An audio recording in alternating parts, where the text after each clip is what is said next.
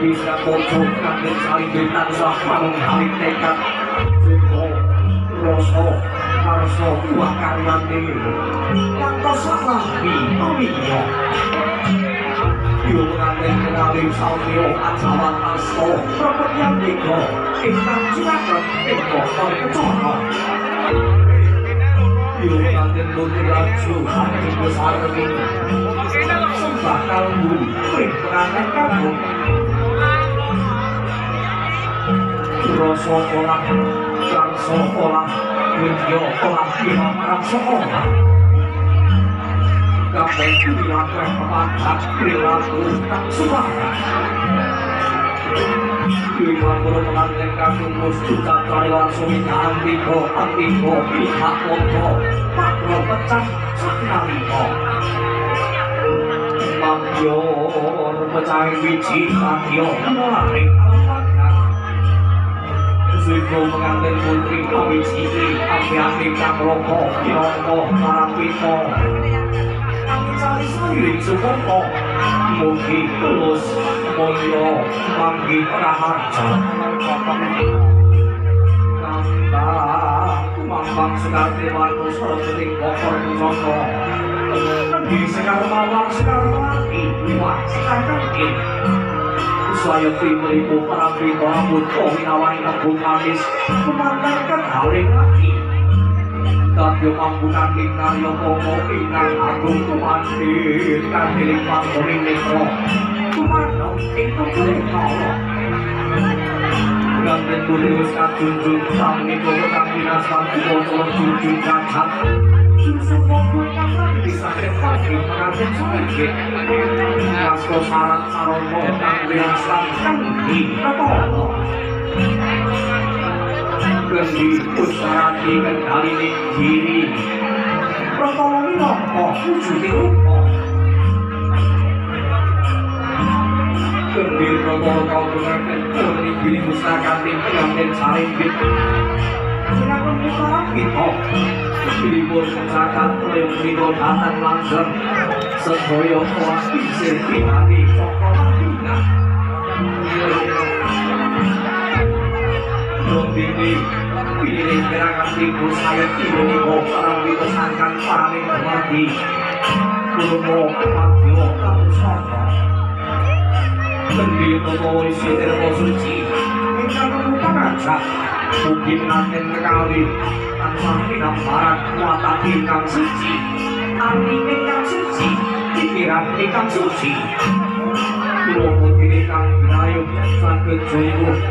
Rahayu kang saumyo ilmu Lestari angka esi Bagyo mulyo saklambi omito Suara tinggal tonggo punyo makaki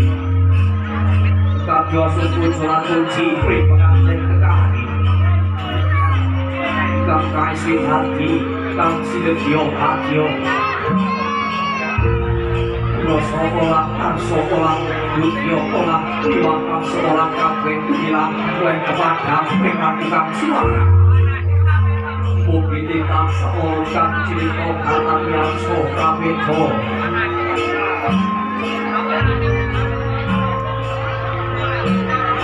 Bukti kedino Tutano kaya Cuma hati tak sambut segar Mengerikalakan bisa berharap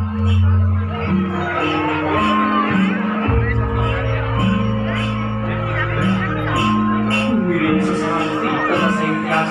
Marsuki marhawani pujo Pujo atekes puji koyo Ingkang mejil sakit pusing mengakhir Kuat diri tulisan kuarti Sairin pangestukan diusul kau tahan Dui panggul pengantin putri Asalapan lopen sisi kiringin pun pengantin takut Jumeneng cacat langgeng akhiran aso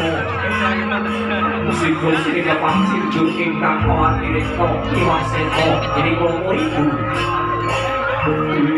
Lamuni koto ingkang binaskan Upocoro sinjuran Lampeng upocoro sinjuran Manito cilondro Kapohyo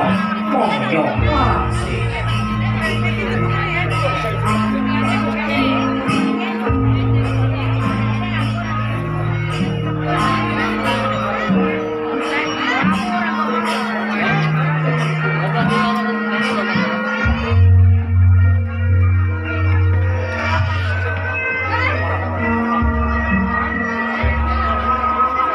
Sekar Gusti telah dinaskan tembarnaya ingkang kasta dipapiti Raden Sariwit Saliru. Kemenika wonten wonten pilih pariwesna. Manggul pengantin Sariwit kasindur dening bapa ibu ingkang kedutarang pita. Mugi pengantin kalih tansah pinuntun kekrek harmating kautaman. Pinaingan Budi Rahayu saha kawilujengan. Lulus mulya manggi raharja. Panggih sirat pojo pengantin Sariwit Ciluk iki pangestu kang lujeng saking sangyating permah bojo tanem jero paring pasuwun pilih pengantin Sariwit ing pikangahan menika. Musim kabeling aluhur kawisuda minangka raja sedina ratu sedali. Guru tareng jero mapan wonten sasurat dimulya mulya soka tindakaken putra candhaipun inggih bobot timbang tumpang pangkon. Bobot timbang tumpang pangkon hamengguwerdi nimbang bobot bebet bibiting pengantin kekalih dening ingkang rama sinaksenan dening ingkang ibu astanipun ingkang rama karangkulaken wonten pamidanganipun pengantin kekalih ingkang ibu lenggah mapan wonten ngajipun pengantin Sariwit sinambi mawan pangandikan bobote wis padha paurem pakne saka pangrasaku bobote wis padha bune bobot timbang tumpang pangkon ugi kumupasewon bilipun ten bedakaken antawisipun putra mantu kalasan putranipun piyambak sedaya kawenku kados putranipun piyambak purna bobot timbang tumpang pangkon mapan wonten sasana adiwalya tumuli katindakaken pacara candhaipun nenggih kacar kujur tampa kaya kacar kujur tampa kaya tulus satabati sareng binulya saiki hati sedulur makarya lancar rejeki iki macur-macur kacar kujur tampa kaya paring pasuwun bilih pengantin kagum paring gunakaya dumateng pengantin putri ingkang kadadosan saking tilam lapus kang sinulan suket wawanjana isine beras kawak kacang kawak ketan kawak gele kawak kacampur arta recehan cring sinuntan tanpa pedhot sinartan dedonga pringarsane Gusti Kang Maha Suci mugi antuk kanugrahan arupi rejeki ingkang kathah halal barokah rejeki ingkang malimpah-limpah ingkang yangginipun lampahi bebragung tansah paring hampil anggenipun pados pangupa jiwa turah sandang turah pangan lan papan sindur bangun tulak kabuntel kemudian sokatitipaken dhateng ibunipun pengantin putri Pratandha samangsa pilih pengantin Puspagya Mulya tansah enggih pring ingkang hanukir jiwaraga nenggih bapa paripun purna kacar kujur tampa kaya Jursung bobo ingkang pratitisaken upacara menika ngakadani upacara candhaipun inggih dahar klimak. Dahar klimak ugi winastan dahar bobo jenah macawarna. Bobo saka macawarna sekarang kanthi kinayangan songsong jalur kuning minangka pepatanding pangayoman. Mapan wonten sasana rinangga pengantin Sariwit samya dulang-dulangan hamengguwerdi pilih pengantin kekalih tansah sehat kang tegese padha bobot katresnanipun senadyan prangguli kawontenan ingkang maneka warna ing madyaning bebrayan datar awal katresnanipun tansah atut runtut reruntungan pindho mimpi pamikuno Tumulya soka paringan kunjukan toya wendi. Toya wendi mujudaken watak ingkang prasaja boten usah neko-neko. Sageta jumbo kalian paudaning nagari saha satataning agambi. Ingkang kadharing padhaning mitra pinaning tungkung nala. Napun jebahan ingkang kedah sinambul Nur.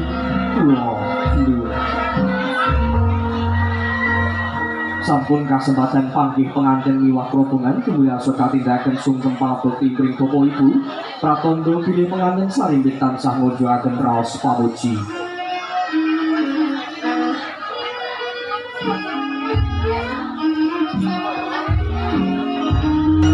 Kula ingkang sowan Bapak Ibu ngaturaken sungkem bekti kula katur Bapak Ibu nyuwun putring samudra panaksana embok pilih saking tata basa miwah subasita kula ingkang boten parani dhateng penggalih Bapak Ibu nyuwun pangapunten Bapak nyuwun pangapunten Ibu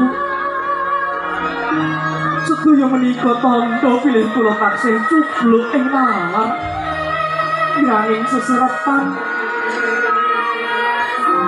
ugi ngaturaken panuwun katur Bapak Ibu ingkang sampun kersa ngrumat kula kanthi sae kula wentah kanthi piwulang ingkang sae rinten dalu tansah paring donga dhateng kula ngrumaosi dereng saged paring piwales menapa-napa Bapak Ibu matur nuwun nggih Bapak matur nuwun nggih Ibu ingkang bagen kula nyuwun tumuju pangestu saking Bapak Ibu anggen kula sinaringan garwa lampahipun Pranagung tansah manggih wilujeng rahayu dados keluarga ingkang adem ayem keluarga ingkang bagya mulya salami-laminya kalebet marginipun sakinah mawaddah warahmah boten wonten rubeda menapa-napa pangestunipun Bapa pangestunipun Ibu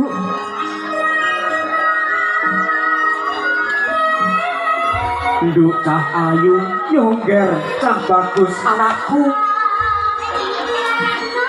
wis tak tampa sungkem bektimu wis tak tampa pangapuramu yo wis tak paringi pangestu mengkono iku wis dadi kewajibane wong tuwa ya nduk yongger wong tuwa ora ngarepno alasan apa-apa wong tuwa wis marem wong tua wis bungah atine kapan anak-anake bisa bagya mulya nyumbang sliramu wiwit cilik sing tak kudang yo tak gadang-gadang bebasan cilik tak gedheke lara tak tambake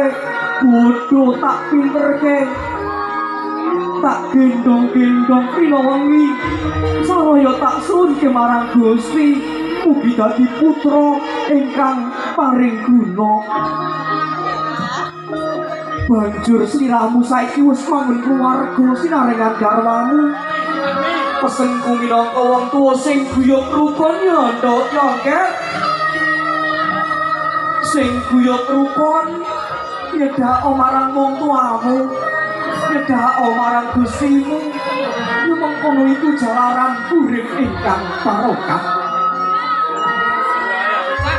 yen mangkono penganten sarimbit tansah nindakaken piwulang ingkang luhur ridallah fi ridal walidain ridane Gusti Allah tumapak wonten ridane wong tuwa loro Kanjeng Nabi Muhammad sallallahu alaihi wasallam sampun dawuh biru abaakum tabirukum abnaukum mbagusana marang wong tuwa sira kabeh yakti bakal den bagusi dening anak-anak sira kabeh. Radio Sasembatan sun kempal bekti mila uling gending kasuwun nuwun kula nuwun.